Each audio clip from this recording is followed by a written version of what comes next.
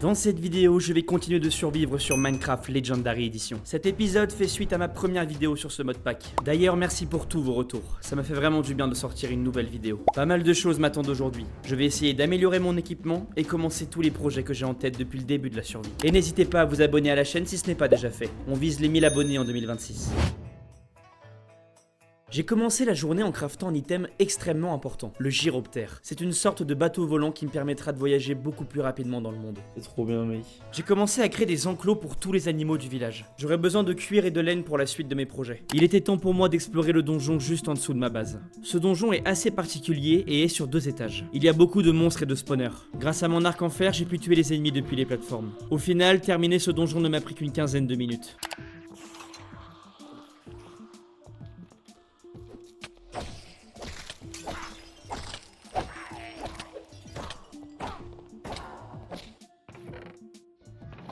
Oh, let's go. Oh, je suis au paradis. C'est trop stylé. Énorme. Ok, on a plein de diamants. Les rouages, on les prend. Ok. Tu peux le mettre, ça?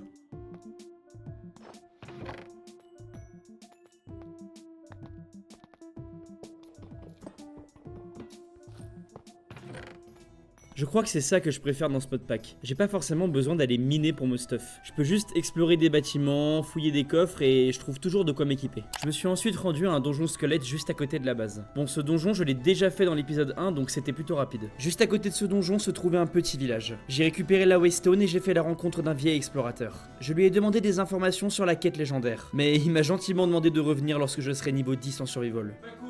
J'ai repris la route en direction de ma base mais je suis tombé sur un dragon. J'ai alors eu une idée pour essayer de le vaincre. J'ai un arc amélioré qui me permet de tirer de beaucoup plus loin. Et mon gyroptère me permet de prendre mes distances. Si j'utilise ces 2 éléments correctement, je peux réussir à tuer le dragon assez facilement. Ouais.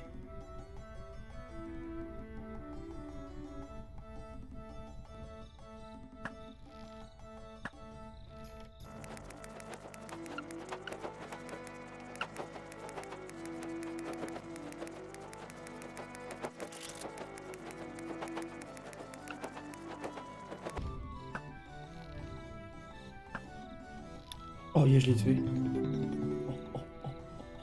Oh yes.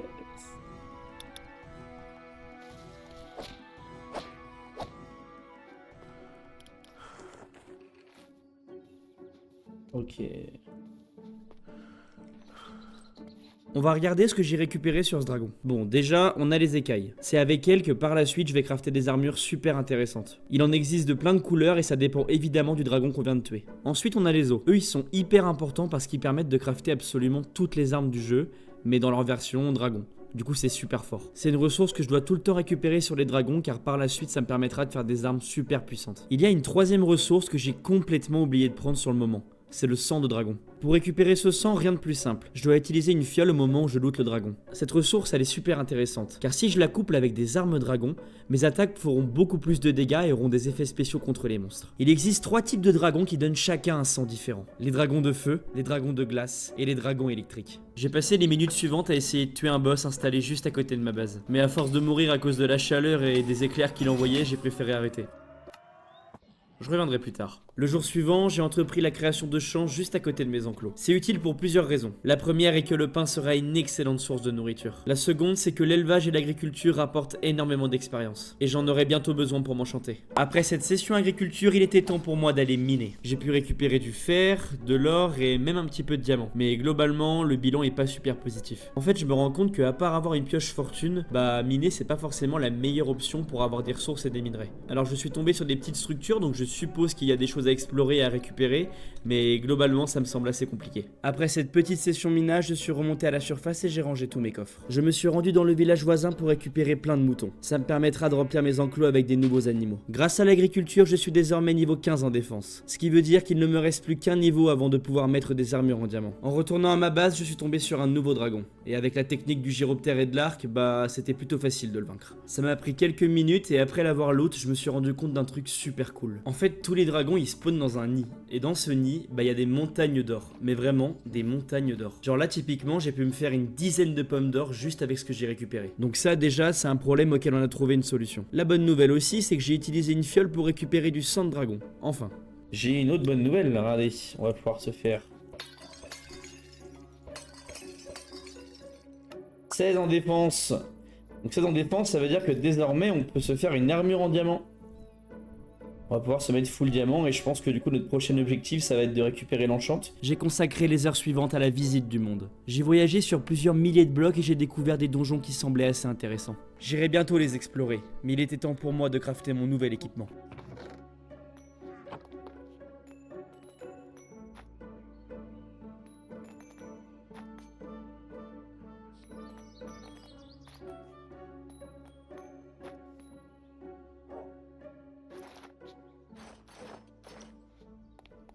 Ah là là, ça fait un bien fou d'avoir enfin une armure en diamant. Rendez-vous compte que habituellement, ça me prend seulement quelques heures pour être full diamant. Mais avec ce système de progression, ça rend tout beaucoup plus compliqué.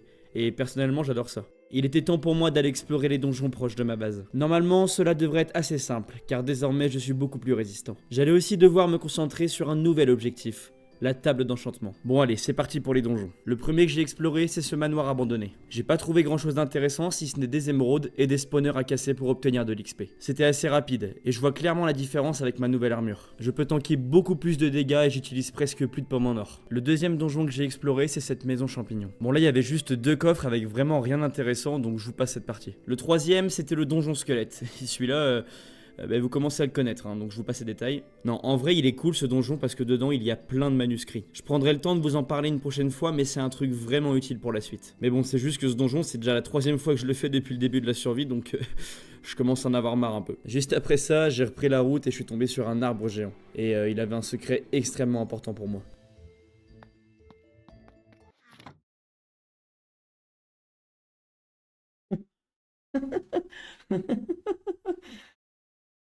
Ok. D'accord.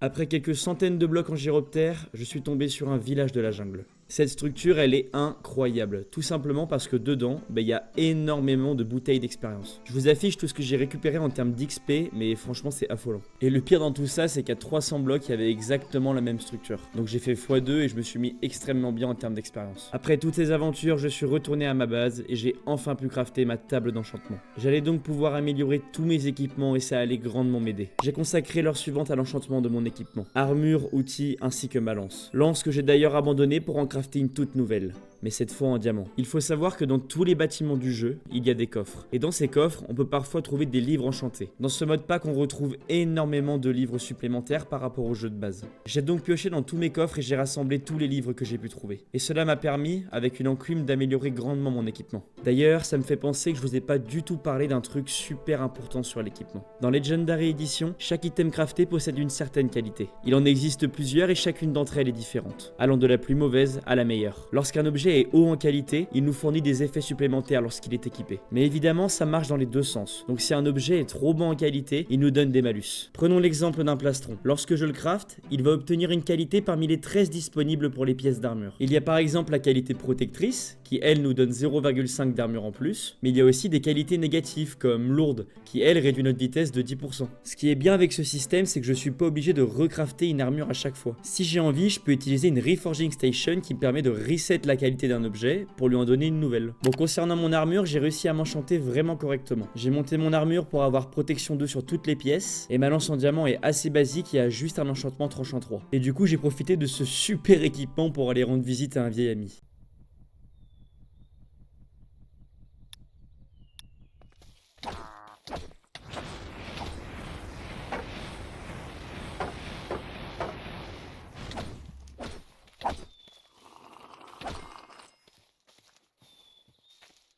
Ah, ça fait du bien ça. Bon alors, après m'être enchanté, j'ai repensé à quelque chose. Je n'ai pas du tout pensé à loot le nid du premier dragon que j'ai tué. J'ai donc décidé de partir à sa recherche. Mais je suis tombé sur une situation assez délicate. Bon, déjà le nid est dans un village. Mais l'autre truc c'est que... y a un deuxième nid juste à côté quoi. J'allais donc devoir abattre un troisième dragon. Je me suis positionné assez loin sur une montagne et j'ai commencé à lui tirer dessus. Il a malheureusement fini par me repérer et j'ai dû me cacher. Après quelques minutes de ruse, j'ai réussi à le tuer. J'allais donc pouvoir récupérer les ressources des deux nids. Malheureusement, le village a subi trop de dégâts pendant le combat. Il n'y avait donc rien à récupérer.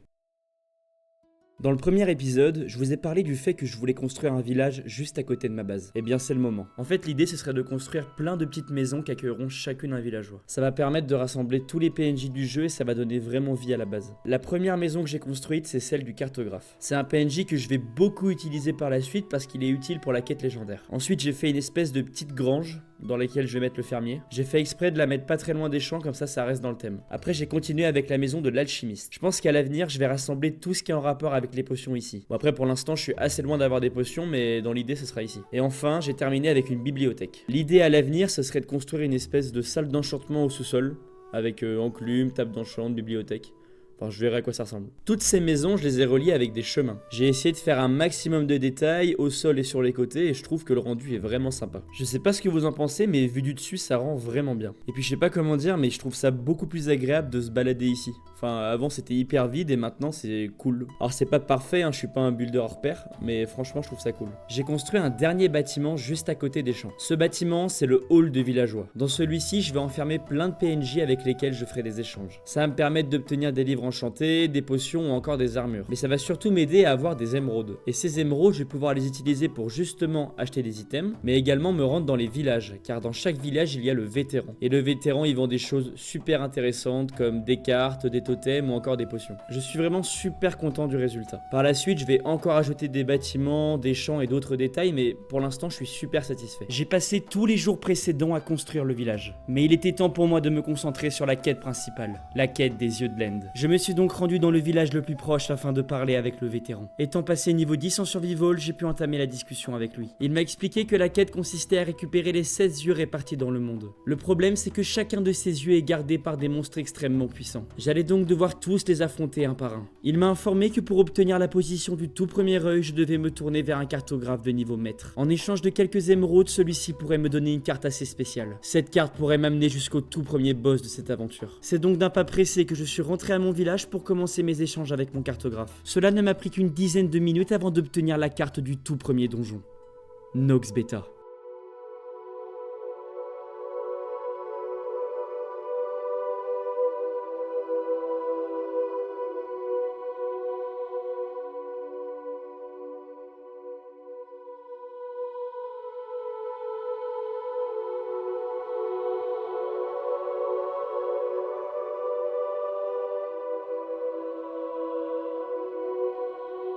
Une cité perdue abritant de nombreux monstres terrifiants. Des secrets et des mystères enfermés depuis des millénaires. Un œil, toxique, gardé par le grand Naganika.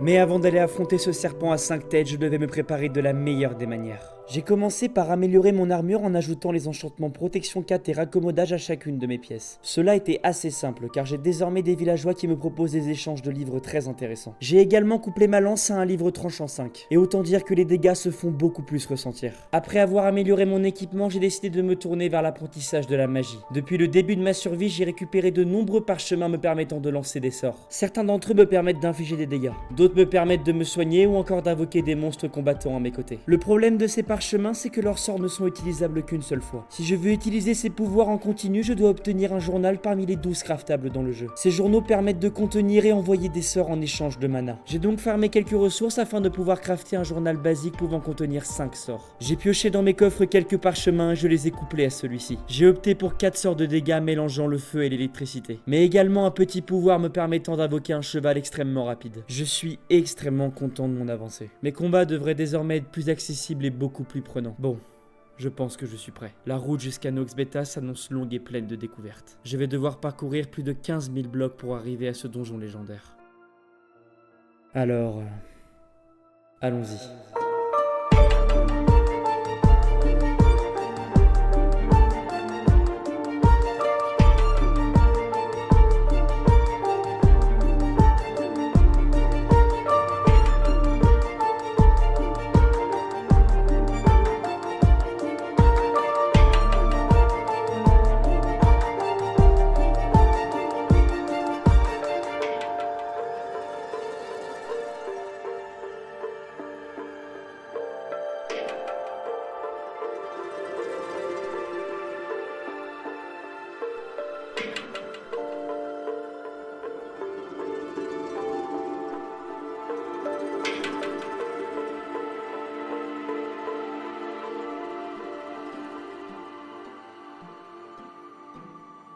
Je vais enfin pouvoir affronter le tout premier boss de cette aventure. Et ça va d'ailleurs se passer sur ma chaîne Twitch, car au moment où cette vidéo sort, je ne suis pas plus avancé que ça dans l'aventure. Vous allez donc pouvoir découvrir l'avancée de cette survie avec tous les autres viewers. J'espère sincèrement que ce deuxième épisode vous a plu. Désolé pour la longue attente, mais j'essaye de vous fournir des épisodes avec la meilleure qualité possible. Le souci, c'est que faire tout ça me demande beaucoup de temps. Si vous voulez me soutenir, vous pouvez vous abonner. On va essayer d'atteindre tous ensemble les 1000 abonnés. Venez aussi discuter sur Twitch, je stream presque tous les jours. Merci à tous d'avoir regardé la vidéo, et à très vite pour l'épisode 3.